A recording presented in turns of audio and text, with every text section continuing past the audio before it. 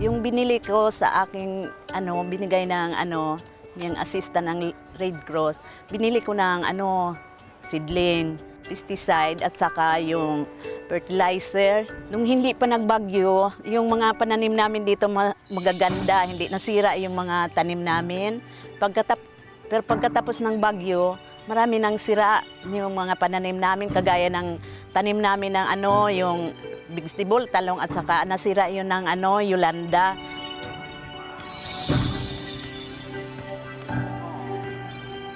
Ako nga pag-alaga it baboy. Ay do yun gintao kako niya baboy at labihon. Question sa inyo ron niya kung paabuon ko o ibaligya naton sa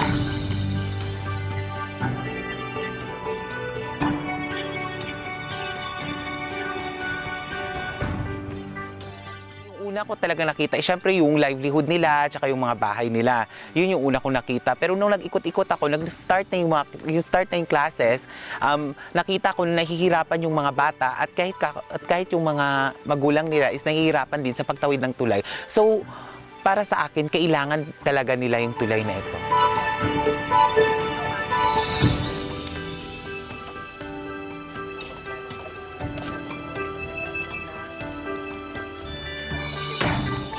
Nagpapasalamat kami sa tulong ng Red Cross na nagkaroon kami ng bagong tulay.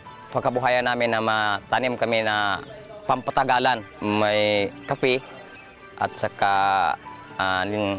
ninyog at kakao.